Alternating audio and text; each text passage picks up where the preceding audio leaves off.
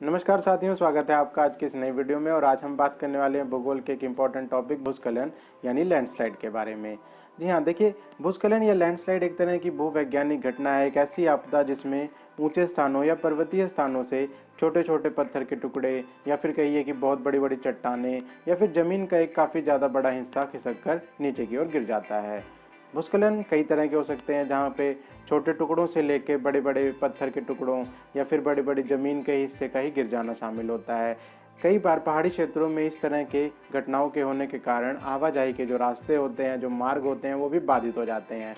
तो चलिए आज इस वीडियो में यही समझेंगे कि भूस्खलन आने के क्या कारण हैं, भूस्खलन आने से पहले हमें क्या करना चाहिए, उस भूस्खलन के आने के दौरान हमें क्या करना चाहिए और साथ ही भूस्खलन के आने के बाद हमें किस तरह की सावधानियां बरतनी चाहिए। तो बिना किसी देरी के इस वीडियो को शुरू करते हैं। चलिए सबसे पहले जान लेते हैं कि भूस्खलन आने के क्या कारण होते हैं। देखिए, भूस्खलन आने के मुख्य कारणों में से है कि भारी वर्षा के होने के कारण या फिर बाढ़ के होने के कारण से मिट्टी का कटाव हो जाता है, तो ऊपर की जो मिट्टी होती है वो सरक कर नीचे की ओर आ सकती है।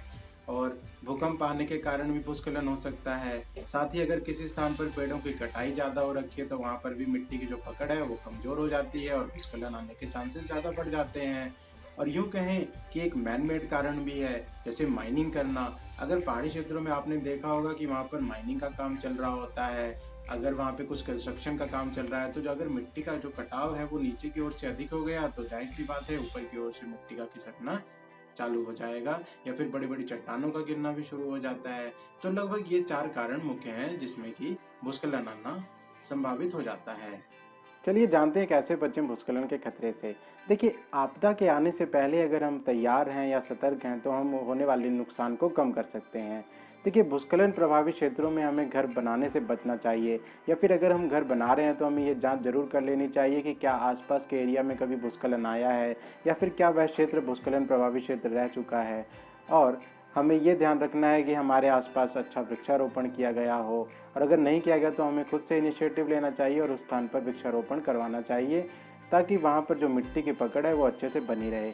नालियों की जो साफ़ सफाई है उस पर विशेष ध्यान देना होगा। वहाँ पर पानी का बहाव या पानी का जमाव हमें नहीं होने देना है ज़्यादा। और अगर किसी स्थान पर पानी का स्रोत है और वह बहता जल है और वहाँ पर मिट्टी की मात्रा अगर आपको ज़्यादा दिखती है तो एक तरह से चेतावनी है, एक तरह से संकेत है कि वहाँ पर भूस्खलन आने की चांसेस हैं। और साथ ही अगर हमारे घर के या आसपास के क्षेत्रों में दरारें, आपको दीवारों में दरारें दिख रही हैं, तो हमें सचेत हो जाना चाहिए कि यहाँ पर भी भूस्खलन आने की संभावनाएं हो सकती हैं।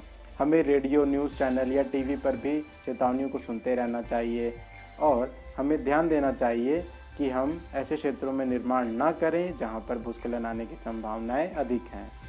भूस्खलन के दौरान हमें अपने आप को शांत रखने की कोशिश करनी है। कोशिश ये करनी है कि हम अपने परिवार के सदस्यों के साथ रहें, और अगर हमें कहीं पे आसपास में पेड़ की गिरने की आवाज़ आती है या फिर कहीं दरार पड़ने की या चटकने की आवाज़ आती है तो हमें कोशिश ये करनी चाहिए कि हम उस स्थान से तुरंत दूर हो जाएं और जल्दी से जल्दी अपने आसपास के जो भी डिस्ट्रिक्ट है या फिर बचाव कर्मी है वहाँ के, उन्हें इस सूचना को देना चाहिए कि स्थान पर भूस्खलन आ रहा है। चलिए जानते हैं कि भूस्खलन आने के बाद हमें किन बातों का ध्यान रखना चाहिए।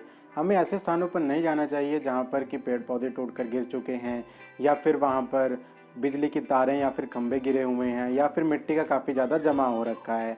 हमें कोशिश ये करनी चाहिए कि हम ढलान वाले क्षेत्रों पर ना जाएं, और ज़्यादा से ज़्यादा हमें कोशिश ये करनी चाहिए कि हम ऐसे व्यक्तियों की मदद कर सकें जो उस दौरान घायल हो चुके हैं, और उन्हें फर्स्ट एड देने की कोशिश की जानी चाहिए।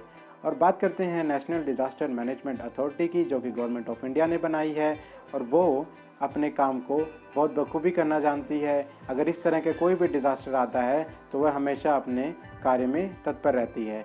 तो वीडियो कैसी लगी ज़रूर बताइए, एक लाइक दीजिएगा, सब्सक्राइब कीजिए और ज़्यादा से ज़्यादा शेयर कीजिए, ताकि अगर इस तरह की कोई भी आपदा आती है तो लोगों को पहले से ही जानकारी रहे कि हमें किस तरह से अपने आप को कदम उठाना होगा, कैसे बचाना होगा और कैसे लोगों की मदद करनी होगी।